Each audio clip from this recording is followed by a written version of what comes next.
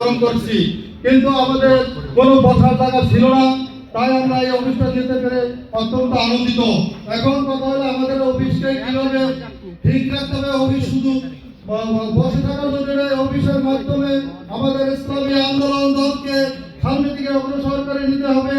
ইসলামী আন্দোলনের আমিরুল মুজাহিদের হাতকে আরো শক্তিশালী করতে হবে, যার কাছে দেশ নিরাপদ, জাতি নিরাপদ, ধর্ম নিরপেক্ষতা দাবির আছে, তাকে আমাদের নির্বাচন করতে হবে। আমি সবাইকে উদারত আহ্বান জানাবো, আপনারা যে যে দল করে থাকেন, আপনারা যে ধর্মের লোক হয়ে থাকেন, আসুন আমরা ইসলামী আন্দোলনের ছায়া দলে আসি। আমরা সবাই জানি এই জমিন আল্লাহর, এই আসমান আল্লাহর, দেশ আল্লাহর, মাটি আল্লাহর, তাই এখানে আল্লাহর আইন চলবে, ইসলামী আইন চলবে, ইসলামী শাসনতন্ত্র প্রতিষ্ঠিত হবে ইনশাআল্লাহ। এখানে কোনো দুর্নীতি চাঁদাবাজের স্থান নাই, কোনো সন্ত্রাসের স্থান নাই। তাই আমি উদাত্ত আহ্বান জানাবো, আসুন আমরা সবাই মিলেমিশে কাজ করি, ইসলামী আন্দোলনকে আরো সুসংগঠিত করে তুলি। এই বলে আমার বক্তব্য শেষ করলাম। আল্লাহ হাফিজ।